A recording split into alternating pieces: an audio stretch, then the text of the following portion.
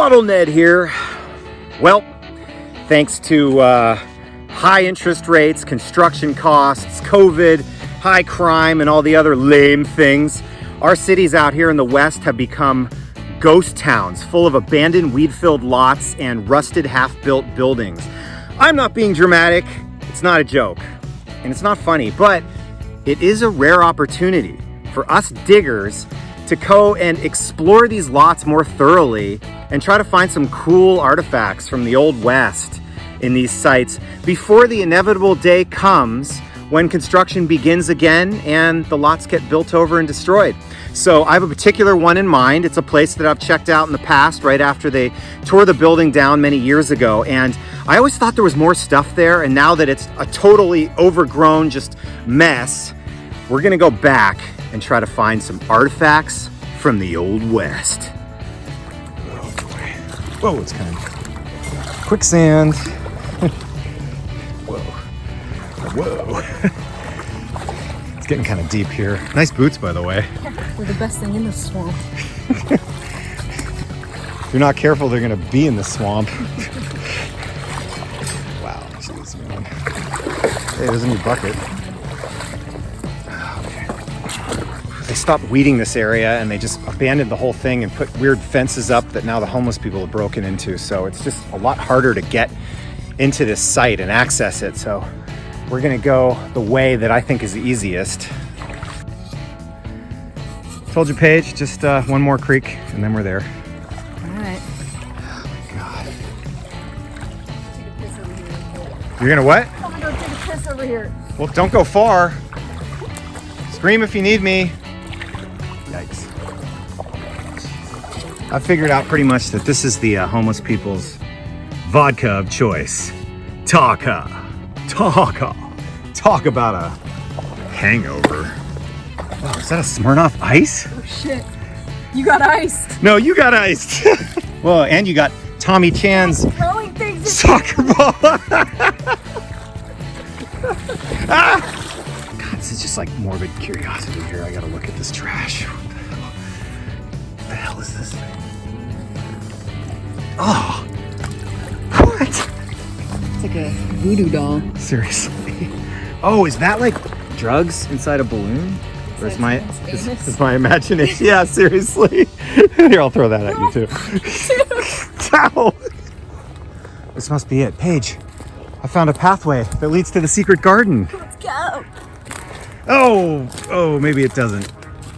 I don't think that's the secret garden, Paige. Doesn't smell like it.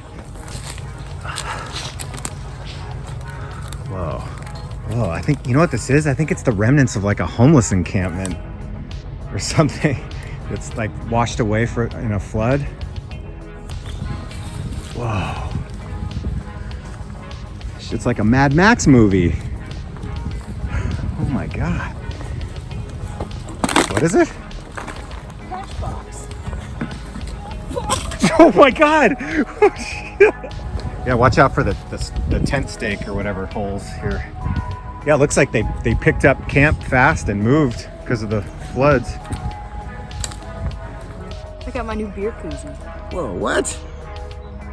San Miguel, firefighter poker participant. That's you. That's me. That is so you. All right, yeah, I think we just have to cross this one creek and then we're there. And then just cross a few more creeks and then some bushes and then some trees. And barely found my way out of here, dude. Go through this.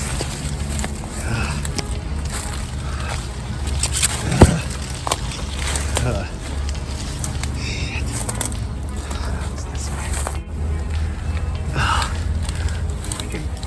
Whoa, can't go that way. Jesus. What the hell kind of tree is that? I don't know. The freaking torture tree. Okay. Oh, we're almost there, Paige. Don't worry. This reminds me of Nam. Yeah. Makes Cambodia look like Kansas. Boy, this is actually in a major urban area. We're just seeing, you know, the abandonment of cities here. Ghost town cities. Okay, we're here. Okay, so after some light to moderate bushwhacking, we found our destination here. This is the empty lot that's been abandoned for 6 or 7 years since the building was torn down, and I first dug here. It's wildly overgrown now, as you can tell. We've had a big time rainy season this year, and what that means for probing is that the soil is totally softened up. The first time I was here, I found a couple things, but the soil was way too desiccated to effectively locate a lot of underground features, such as privies and trash pits. And now that we've had so much moisture enter the soil, I believe I'm going to be able to penetrate places that I haven't before and feel layers, subtle things in the soil like ash and little bits of glass and charcoal that I didn't feel the first time I was probing in this same area. I think we're gonna find some more holes. Oh man, I think I got one. Oh, that drop is good. Oh, there's hardpan down there, so anytime the probe drops like that, that's just unusual, like it's been dug out down there. A typical soil horizon has 3 basic layers. The topsoil layer, which supports most of the living organic material. The subsoil, which can still contain roots but is generally cleaner, denser, and contains less organic matter. And then below that, the bedrock or parent material, which is the deposit on the Earth's surface from which the soil developed. This layer is typically extremely dense, often rocky, and is devoid of organic material. In most areas, a layer of hardpan has formed underneath the softer soil layers. Hardpan is super dense, compacted soil that prevents root growth or water from leaching through. When you're probing into the soil, you'll typically hit a hardpan layer somewhere between 2 and 6 feet deep that the probe won't be able to penetrate. That's when you know there probably isn't a privy in that location. However, if you find one particular small area where the probe keeps going down, you may have located a spot where somebody, at some point in the past, dug a hole through the hardpan to make a privy pit. Yep, got a little bit of black ash on the end of that probe. Oh boy. I don't know if everyone can see that, but that could be stove ashes or coal ash buried way down there at the bottom of the hole. That's a really good sign, because that stuff didn't just naturally grow way down 6 feet underground. There's a better one that you could see more in focus, but there is some black ash down there. And man, do we love some black ash. Whoa. So we're gonna test into this thing, see what we get. I think when I was originally probing here, the ground was too hard, and I just missed this pit. It feels like a cap and then glass with the probe about 5 feet down. So I'm gonna dig into it. I've just dug into this plaster layer initially and found this 19th century beautiful perfume bottle with the stopper intact, which is hard to do. And it has a pink coloration to it, so I believe it still has some of the original fragrance inside of it, or whatever toiletry product was inside of this bottle. Rose water. So that's a good sign. So we're gonna keep digging.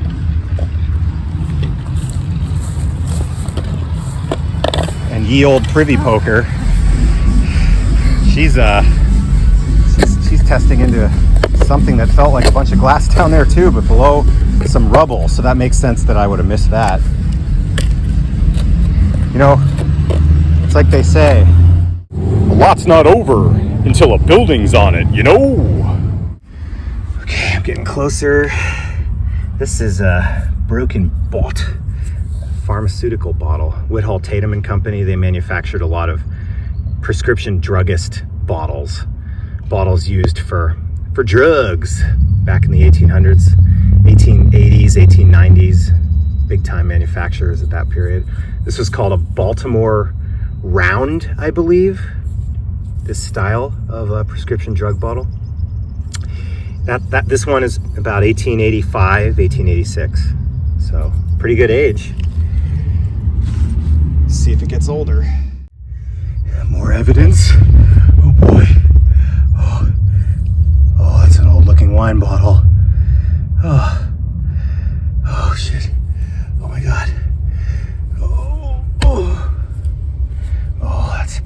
an older looking bowl.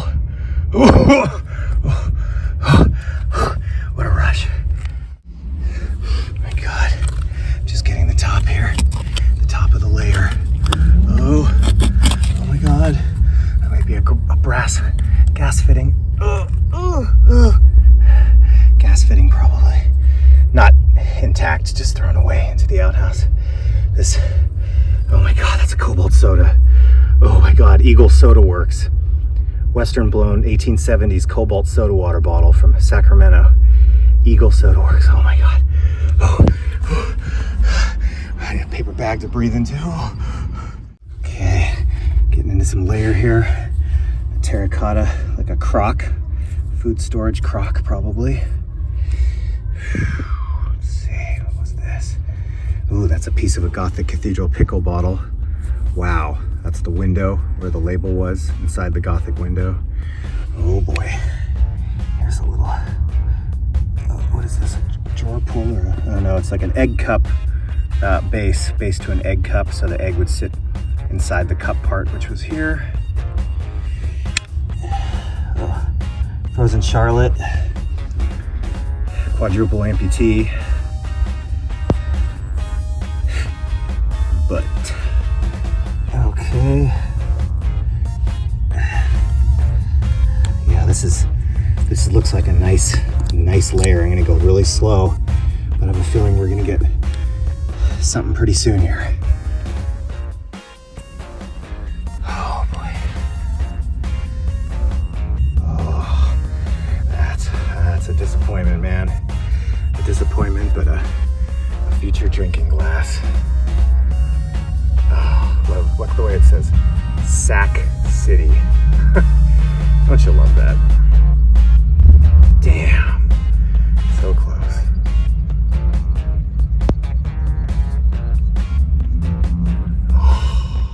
Oh, and Casey, Eagle Soda Works.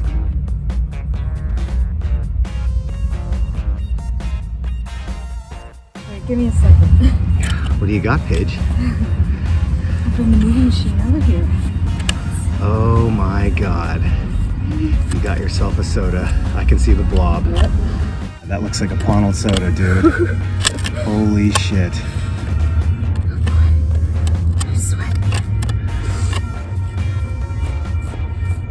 Oh, it's embossed too. Oh my God. Okay, I think we're ready. All right. Oh my God. Got a ponal soda. Oh my God, you just dug a ponal soda. My very first. Which one is it? Oh, let's see. J&J Warby, Norwich, Connecticut? What the hell? That's a really unusual bottle. Have you ever dug one here? Hell no. Stuff was brought here from all over the country to the gold mines. They just reused other people's ponal sodas. Wow. Oh, I love the skinny. Unbelievable. You're in a freaking ponal pit. Oh my God. Dig faster, but really slow. Wow. In the early days of the 1850s California gold rush, tens of thousands of people from all around the world descended on the state all at once. So there was suddenly a great demand for tons of food and beverage containers to supply this hungry and thirsty population. Back in a period when everything from mineral water to whiskey to medicine and food was consumed from glass, California was in great need of as many bottles as it could get and as fast as it could get them. In the early 1850s, bottles were shipped there from Europe and the East Coast. Some bottles were made especially for export, while others were just parts of old inventory that was bought and shipped out to San Francisco as fast as possible to be quickly filled and consumed. It's possible that the ponal soda we just dug arrived out west in the 1850s, had a label of a local soda water distributor slapped onto it to cover the embossing, and was then used and refilled by a number of different bottlers for several years before being thrown away.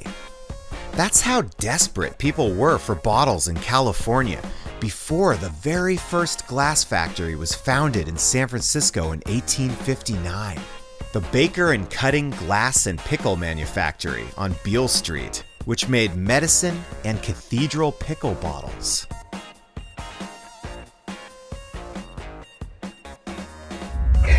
Okay, baby. Moment of truth. It has a neck. A pipe stem next to it. Okay. Oh boy. Oh boy. Oh, Blob Soda. Yale Billings. Sac City. Oh yeah. Geyser Soda. Oh, it's beautiful. Oh, 1870s Blob Soda water bottle. Oh man. This is great.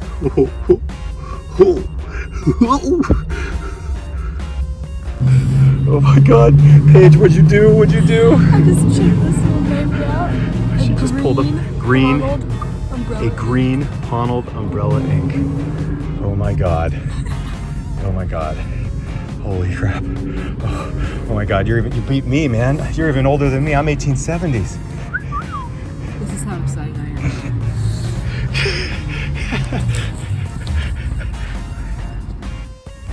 Action it is. Oh, nice Western spice. That's got to be really old because you're getting Ponal stuff down there. I mean, that's probably one of the first non-Ponal Western bottles blown. Wow. Wow, that's a Western spice, man. Pacific Glassworks, probably 1864, 65. Jesus. Beautiful. I'm getting outhouse envy, man. I got this Little Ponal puff. Oh, it's beautiful. Have you ever had outhouse envy? I got Paige over there digging a 50s, 60s hole with Western stuff and colored Ponal bottles. And I'm in the stupid 70s hole. I never would have thought I'd be digging a 70s hole with blob sodas and actually jealous of somebody else's hole. It's kind of sparse down here. I'm hoping to get something else. I'm surprised that one soda was whole because there's a lot of just like little pieces, just fragments. That's a paneled shaving mug or a coffee mug. That thing's like 1870s or older. Look at this. I found what I thought was the world's coolest Bennington marble, but it turned out to be a knob. Bah. Here's a little bottle. But the whole time I'm pulling this out, I'm wondering what Paige is getting over there. 60s, 50s hole. Whoa, it's embossed on the base? What? It's unusual. Very unusual. Patented February 6th, 1866. Wow. But it doesn't say anything. What the hell is there to patent? Just a clear slick. Huh. Oh, it's got graduated measurements on it. How cool is that? It's this is some kind of laboratory bottle. Yeah. Patented in 1866. I wonder, yeah, there's the patent. Okay, all right, Paige's hole. It's substantially older. I couldn't resist it, Paige, I'm sorry. Fine. Have your way with it. You know I will. This looks like, the way it peeled off right there, that looks like the end of it, like it could have been the wall, you know, but it's not lined with any redwood or anything like that. It just looks like a tiny little 50s, 60s hole they dug. Just a little temporary hole. They're around, man. So, but what it's lacks in size, it makes up for in bottle quantity. Whole bottles too. Good quality. Yeah. Something kind of interesting looking back there, like made of milk glass. It could be a base to a lamp, but I'm hoping maybe it's a soap dish or a interesting lid or something. It's a lid to something. What the? Whatever it is, that's really old. I mean, 1870s. Oh, it is a base to something because there's the thing that came up from it. Probably a milk glass base to an oil burning something or other. Some kind of light fixture. Yeah, if anyone knows what that is. I haven't really seen one of those before. Definitely definitely milk glass. Had a really thin attachment coming up from there. And then also in the same category of what the hell is this thing? What the hell is this thing, man? Besides a prop from Scream. Actually, I could use this as a digging tool. Wow, it's like an emergency digging. Whoa, that really works well. Dude, I know what this is. It's my new digging tool. Wow. I know what you dug last summer. Here we go. Oh, it's stupid glass. Looks like that. Looks like a shot glass. Shite glass. It's clear and it's got the stupid paneled, let's see, corners to it. And this looks like something more interesting. Oh yeah, oh my God. Oh, that looks like a decanter. Holy crap. Holy crap. That's like a red cut to clear hand cut decanter. Dude, we have what appears to be a triple butt-gasm here. This one's chipped and it's kind of moving too much, but it's over something that looks like another soda. And then there's the decanter. So I'm gonna expose it a little more because I don't want to pull this because it could, you know, chip up against this, and I can't pull this. That's nowhere near ready. I have no idea if it's even whole. Oh boy, okay, I'll expose it. Okay, bottle vision. All bottles, all the time. Where can you get such good bot vision, man? So here's the decanter. As I would have guessed, it's definitely missing part of the lip because why else would they throw it away? Okay, here we go. Jeez, that's nice. Oh, man. Yeah, that is incredible. Hand-carved, red cut to clear, probably at least 1860s. Decorative glass. There's the polished ponal mark. That is incredible. I'm gonna go ahead and keep that. I might actually use a glass cutter and saw it right there and then put a stopper in it. That is absolutely incredible. Okay, here's our soda. Oh, I'm not quite ready for extraction. I thought I was ready. Thought I was ready to pull out. Oh God, I'm not. Got this stupid brick stuck against it. I want to force it. Ugh, it's too big. It's too big. Ugh. You don't want to force things with glass. Okay, there we go. Oh, wow. Nice. Another geyser soda. One for everybody. Big old bubble chilling on the neck. Little drip on the lip. Yeah. Yeah, baby. Nice, beautiful lippage. Just no damage. Clean Western glass, clean like the day it was made. Incredible. Woof, whoa.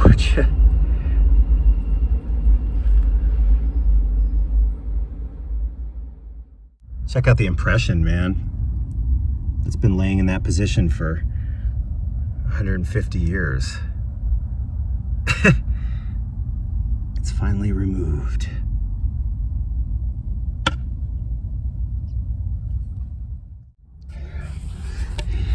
Something figural looking back there. Whoa. Oh man, that's a beautiful little box lid. Whoa. With a girl sitting there, maybe with her cats or a dog, some kind of pet. Look at that beautiful lid. Oh, and she's surrounded by flowers. There's like a floral design. Beautiful. Now we just need the box, man. Where's your box, girl? Soda back there just fell off the wall. It might have some color. I'm going in. We're going in.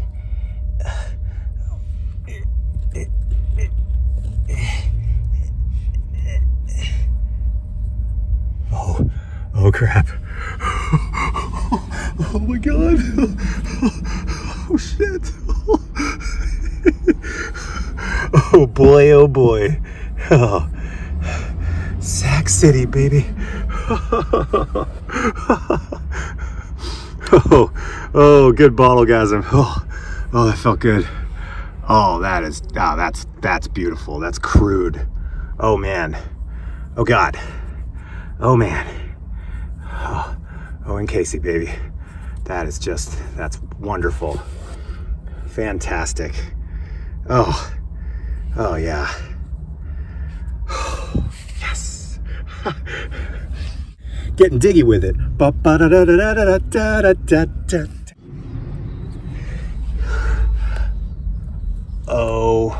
Oh, that's a flask. Look at this. A broken IXL bitters.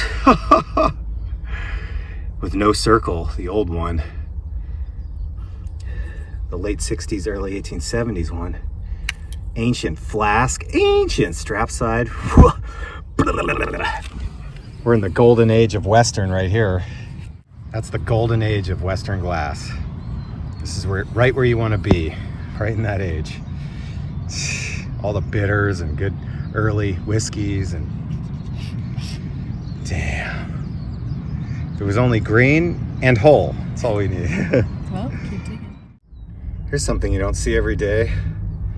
Looks like someone stuck a soda in a broken wine bottle. Okay, so I'm gonna open the door. Am I gonna open the door to happiness or disappointment? Oh! Oh!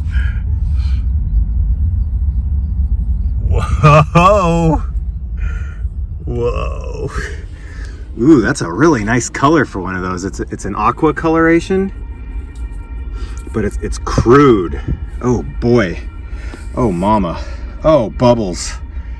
We got bubbles. What do we got? What is it? It's an Owen Casey Sac City. Usually these come in actually the dominant color these come in is actually cobalt, but this is a beautiful crude aqua one. I mean, that's a nice bottle. Whoa. Wow. Whoa.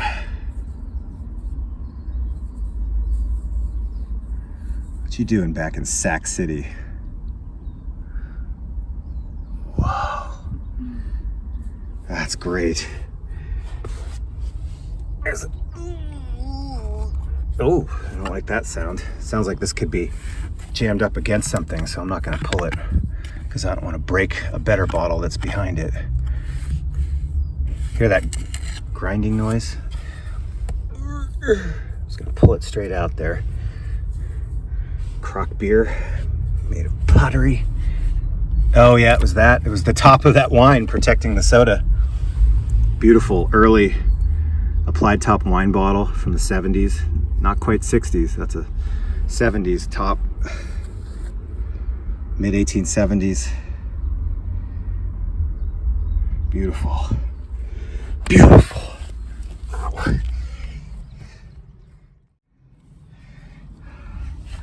Got a Perry Davis vegetable painkiller. Mark Twain's favorite medicine. Whoa. You mean Mark Twain's cat's favorite medicine? Yeah.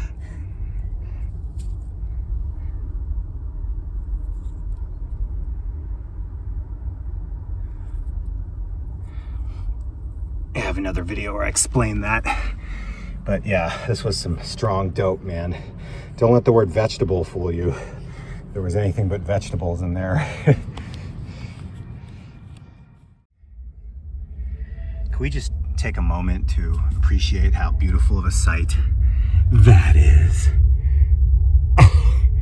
Oh, I love that. Cobalt soda in the back of the hole. I'm loving this like a milkshake. Here's the ugly one. That was a freaking Forest Lawn Bitters, or maybe a Daily Bell. Crazy, elaborate Figural Gold Rush era liquor bottle. These were often exported from the East Coast to the West for the thirsty gold miners. They loved Figural, fun, flashy alcohol products, because most of those guys were in their 20s. So they're like, you know, stupid. Anyway, oh, whoa. Let's face it, most of the people that initially came to California during the gold rush were young, single men looking to get rich. And for that reason, liquor enterprises on the East Coast shipped caseloads of booze packaged in the fanciest bottles imaginable to the young, impressionable miners with gold dust burning holes in their pockets. Whenever you're digging in cities that supplied, the gold rush, aka all those 20-something dudes that were kind of fell for the easy marketing tricks, like packaging your product in a fancy bottle, which means it must be good, as opposed to maybe people living in a bigger, more refined city where they don't fall for those kind of tricks as easily. So since this area supplied the gold rush, you have a lot of those fancy bitters products. Yeah, I would have fallen for that. Really? Yeah. This one looks like a log cabin. This one has grapes on it. That's got a nice container, must have good liquor in it. If the container's pretty. Yeah. Whoa, it's like a crock next to it. Jeez. Hey, Paige, Yo. can I have your help with something? Well, of course you can.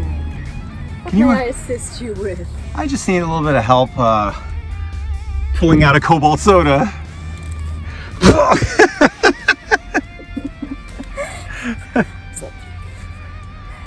You think you can manage that? I think you can handle it.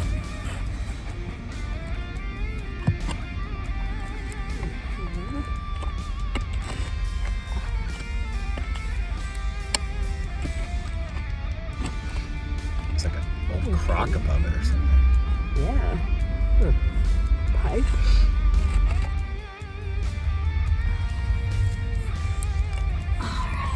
Well, Just for you. look at that. And Owen Casey. Wow, dude. We've got a little run of them now. Yeah, these things come out in numbers. Alright. Unbelievable. Aerate it. How does it feel? You just broke your cobalt soda virginity. Well, first I would like to thank the BottleNed, the bottle gods, and Yeah, that's really all you need that's to all I have thank. to say. Aerate. Always aerate. Why? Because we don't want them to blow up Gases and pressure. under pressure. There you are. That looks like California clay right there, man. That is probably from clay in the gold country out of a embankment near a creek. There was I think it was Iowa Hill, one of those places where they sourced clay to make crocks, and there was local manufacturers of big clay food storage containers like this one, called crocks. Yeah, that just has a look to it of a California piece, I believe. I mean, it's got that red gold country clay. It's crude. I could see it. Other than that, what do I know? Some early California stoneware pottery was made of fire clay mined from the hillsides of a small mining settlement in the California foothills called Michigan Bar. The crocks and churns made of Michigan Bar clay are rare and highly collectible. The few known stamped examples feature elaborate cobalt pictorials of birds and flowers. 4 different names can be found stamped onto Michigan Bar pieces. J.W. Orr, who founded the business, Charles Addington, who briefly owned it after Orr, as well as Thomas Gaffney, a potter from back east who came west during the gold rush to mine for gold, but shortly realized that the California gold country was actually a great source of clay for making quality stoneware, and that being in the pottery business was far superior to digging your ass off for gold along with all the other peons. The fourth guy is Charles West, a local store owner who contracted Michigan Bar to make crocks and churns for his grocery business and stamp his name on them for advertising purposes. Here's a bizarre write-up I found in the Oakland Tribune from June 1st in 1882. It reads, "A sign, Michigan Bar, struck the first blow at the sewer pipe ring, and no Chinamen employed at Michigan Bar Pottery are the legends born by an immense new pictorial sign at J.R. Williams & Company's corner Franklin and 13th Streets. The illustrations are striking and attract much favorable comment." Something really cool back here. It's got writing on it. It might be some kind of base to a toothpaste or a shaving pot. Let's get it out of there. Let's liberate. Free the pot, man. Okay. This looks like a really nice part of a bottom to something European, maybe. Jules Hall. That's American. Jeez. I've never seen. Oh, God. Removed to 170 Chestnut Street? Looks like they changed their address. Premium at the World's Fair. Wow, I wish that was intact. I'd love to read the rest of that. I've never seen a base like that. The toothpaste? Toothpaste probably, yeah, or shaving cream. Jules Hall, Philadelphia. That's 1850s or 60s. Looks like they changed their address and they put removed to 170 Chestnut. Maybe the lid had a different address on it. And they changed it, but they only changed the base, you know, because they were too lazy to change the lid. I can see that. That's crazy. Soda. Got another soda down here. I'll let you have this. Thank you. Oh, God, I can't even. Oh, premature.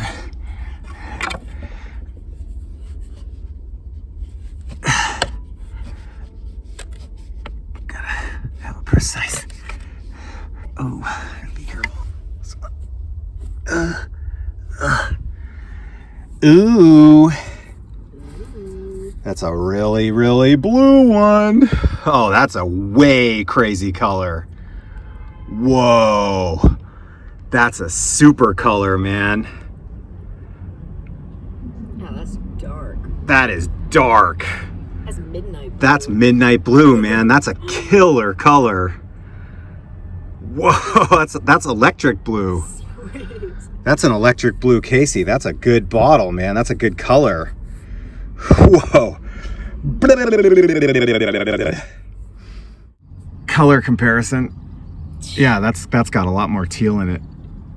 Mm-hmm. Damn. Yeah. We'll wash them up and have an even better comparison. That is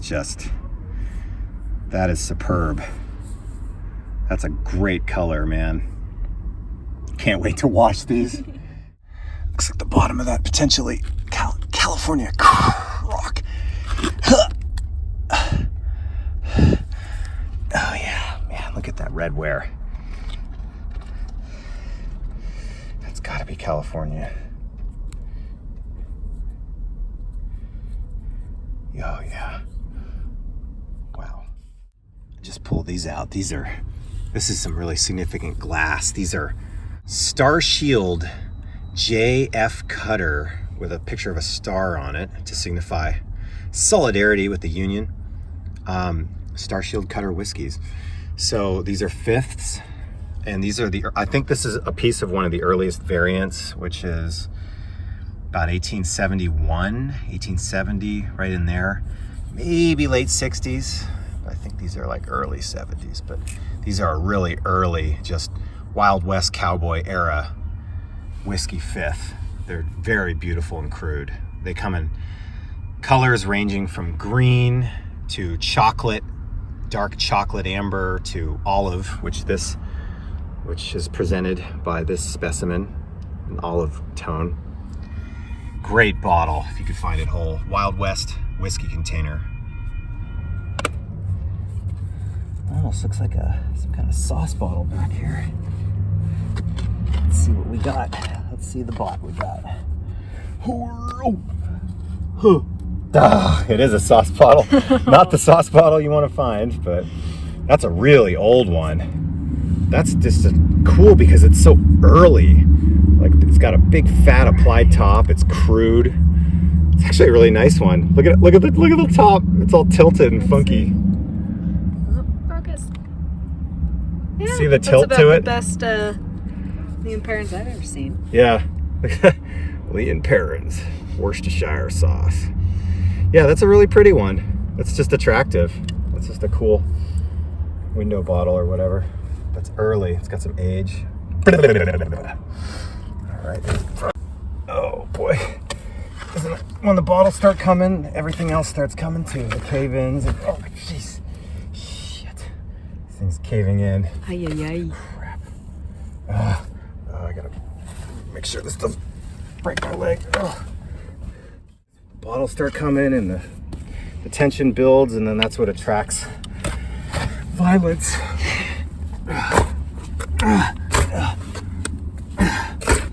That is a 50s decanter. Polished ponal, just fancy pressed glass, big old decanter. Probably for liquor or beverages. Look at that. That's gorgeous. Yeah. It's a big old That's the hunk fancy of glass. stuff. Conk. Doink. So this bottle has a really cool history. This is a Summit Mineral Springs soda water from a springs at the summit of a mountain in the Sierra Nevadas, like basically the highest point. And there was a hotel up there near the mineral springs, as there often were hotels near springs like that, because people would go and take the waters. So this is a really cool bottle. I'll show you a picture of a whole one and tell you a little story about the history of this springs. Less than 30 years after members of the Donner Party were forced to cannibalize each other during a freezing winter in the summit of the Sierra Nevada mountains. In roughly the same area, a really cute mineral springs was opened by a guy named Jacob Hohen, who bottled the water, lovingly naming his brand Summit Mineral Springs Water. Yeah, this is definitely a privy. Look at that. Here's the night soil, and there's the wall. Nice, clean, light-colored soil with nothing organic in it. Just billions of years old there, but here's all your poop from the 1800s. Damn, we are done. We had a cobalt soda extravaganza here. That was pretty fun. Unbelievable. All right, here's the part that I know you were looking forward to. The part where we wash the bottles. Oh, it is that time. What time? The time to look at our treasure after having washed it all. Let's do it! So there was some surprises, there was some disappointments, some, the typical roller coaster of emotion when it comes to cleaning your bottles and finding stupid little damage, or finding things that are actually really cool. So I'm just gonna start down this line because this is how I have everything. We'll start with this spice bottle from the Pacific Glassworks, blown in about 1864. This is one of the earliest examples of a bottle blown by that works. This bottle, as you remember, was found next to a ponal soda that probably hung around for a little while. A ponal inkwell from the early 1850s. Soda's about 1856, 57. Ink's about 1862, 63. Along with some of these puff bottles, maybe from the early 60s. So I'm gonna say that this spice bottle's probably made in about 1864. Pacific Glassworks started in 62, I think. So that's a really early example of Western blown spice bottle. Right. Here's some geyser sodas from E.L. Billings. He was a soda water manufacturer in Sac City, Sacramento City. These are 1870s. Yeah, they're cool. This one has a little bit of smoke in the top. You see a little bit of crudity. This one's a slightly darker aqua. It's got some wear though from being used. This was probably used and returned to the bottling plant to be refilled a couple times. And so it has what we call caseware. Caseware is when it was rolling around in the case and they're reusing it. It was in a box and they, rolled it around. So where's the wear? Right here? Yeah, right there, shoulder. You can see it all in there. In the body. Typically, caseware is going to be in the shoulder area, but sometimes it can be down here or just everywhere. This is the rust stain from the wire bale. And there's a really cool bubble in the top. That's what we love about old bottles. Each one has a unique stamp to it. Just a weird crudity of some kind that just came naturally in the hand making process. They were trying to make as many bottles as they could, as fast as they could back then. And that's the result. Sometimes there's mistakes and cool stuff that happens. I'm going to show you that in a second, another example of that. But in here, it's the bubble. Okay. Now, this is great because these 4 bottles are made by the same bottler. This guy was Owen Casey. He was one of the most prolific soda water bottlers in the West. He probably manufactured more soda bottles than anyone else, any other soda water dude. And he sent them everywhere in California, but specifically around places around Sacramento, and they went to Nevada as well. They went to Virginia City, Nevada. So specimens have been found in Virginia City also. So everywhere there and everywhere in between, and then sprinkled around in other places. But look, each one of these is from a separate batch of glass that was a slightly different color. We have a dark cobalt specimen. We have a teal one, a darker teal. We have an aqua one that's just incredible with bubbles. We have a sapphire one. So I'm going to go through all the different ones here. Yeah, there's a sapphire one with light whittle. Great. Just it's got some whittle effect, which comes from when the bottle was blown into a cold mold, I believe, is what the effect was. That's what they say. It's hard to say exactly how this happened because we're not at a glassworks in 1875 making this stuff. Whoa. This one is just incredible. It's a kind of a greeny fire aqua, and it's loaded with what we call seed bubbles. It was a frothy part of the glass mixture that went into there. This is a great specimen for overall crudity.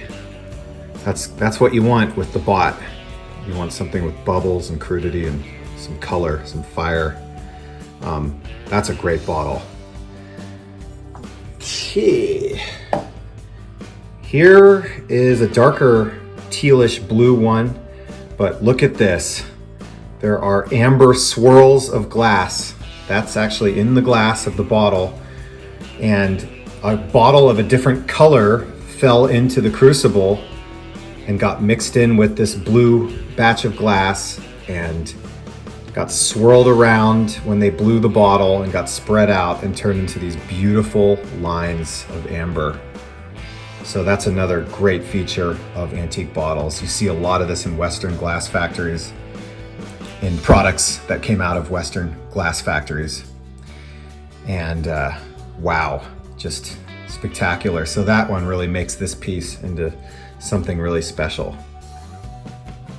Just look at that forever. It shows up really well on a backlight. And here's just, unfortunately, the sad part was there was a little pot stone, and any kind of impurity in the glass can cause it to fracture. So there's actually a fracture there. Manufacturing damage, but damage nonetheless. So that's a little sad.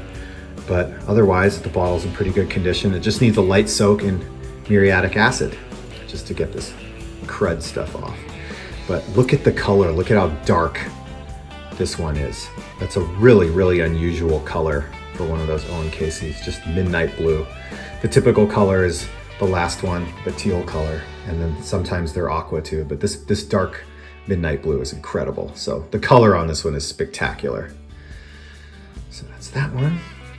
So we're gonna move on over to some of the ponal stuff that Paige found. Yes, my babies. And I have to say that pulling this out, you did an incredible job. You didn't break anything, damage anything, just like you were really gentle. Why? Gentle. I love when these ponal sodas have the big block letters. I know. There's a lot of the Eastern ponal sodas from that time period, from the Gold Rush period, have that like a big block letter embossed on it of the initial of the dude. It's very stylish, I think. And very like, hey, I want to like show my name everywhere. This is my name, Harvey. H. Don't you forget it. Yeah. And it's a way for these bottles not to get pirated, which unfortunately they did. For example, in this case, this guy, I've never really seen one of these out here. They might be common back east. I'm not really sure. Anyone who's seen them back east can let me know. But they just sent all these bottles out west and just slapped labels on them. So this might have been a discontinued product. Maybe Harvey wasn't in business anymore, and they needed bottles out west really badly in the Gold Rush because they didn't have any glass manufacturing here yet. And so they probably sent this out here. It was probably made in the mid to late 1850s and probably sent out here maybe in the late 1850s or early 1860s, possibly, to have a soda water put into it. So it's a really cool Gold Rush soda in a teal. Here is a beautiful, beautiful green umbrella ink. It's like a teal green. It's not a dark green like I thought. It has this stupid yellow coating on it, which made me think it was an incredibly rare color for an umbrella instead of just a scarce color. So there's the teal. If it was actually this color, that yellowish green, it would be an even better color for a ponal umbrella inkwell from the Civil War period. Whenever I want some perspective on how old these bottles really are, Yeah. I just think about the fact that when this bottle was made in the United States, you could own another human being. God, that is crazy. Maybe that's a bit morbid to think about, but But it's true. it's true. It's crazy. I know. That's how old this stuff is, and we're able to just be in this modern world and somehow find it. It is just incredible. It's weird. And this was not very deep below the surface of the ground. What, maybe 2.5 feet? 2.5 feet, 3 feet. And it had been buried there for getting towards 200 years now. Well. Okay, so this one is really crazy. I found this one in my 1870s hole. It's got graduated measurements on it, so probably some kind of pharmacy bottle. It's got a patent date on it and everything. Patented in 1866. These are the puff bottles. This one is really cool. It's got like oh, by the way, these three came out of Paige's hole. Again, very good work. Very good work. This one is really cool because it's got a pinched lip. It's almost like oblong. You could pour it easier, but it's just crudity in the manufacture. It's ponal, late 1850s, early 1860s. This one is a big, I'll show you this big patinaed one first. Just a beautiful, big, early patinaed bottle. It's flat base, which is indicative of its age. It's got this really flat base with sharp edges. Also early 1860s, probably on that one, no pontal. This one is really cool. We got a nice surprise. This one is embossed. It's flat base. It's from the early to mid 1860s, and it says J. Doherty, Boston Drugstore. So to sound elegant, ooh, Bostonian drugstore, an old established drugstore, and a quality drugstore like they would have had in Boston. In the fancy East Coast instead of the rough Wild West. Boston drugstore, a little bit of luxury in the Old West. And Sacramento. So that would be the heart of the gateway to the gold country. And it's a light natural purple color. It's like a little bit of amethyst in there, which is a really cool natural color for any bottle. Most bottles that are purple are sun colored because of the manganese content in them. But this one, I believe, was made that way because it's been buried, so why would it be exposed to sun? So there's just a little bit of extra manganese that had a reaction and it's purple. I don't know the scientific explanation, but it's got a little flared lip, really crude. So that was a great little surprise. Overall, fantastic dig. Boom, chug-a-lugga, chug-a-lugga, chug-a-lugga, chug-a-lugga. Bottles, they're fantastic. And as always, guys, I hope you enjoyed going with us on this journey, and I was glad to bring it to you and film it so everybody could experience the awesomeness of digging. And gas is going up. To drive to these dig sites is becoming incredibly expensive, so anything that anybody can help on Patreon, send a donation, send something monthly. Anything helps, and it's helping a lot the people that are already doing that. I really appreciate it. And it's going to continue our ability to produce this channel and film digs and even drive to the damn digs. So thanks everyone, and we'll see you on the next one.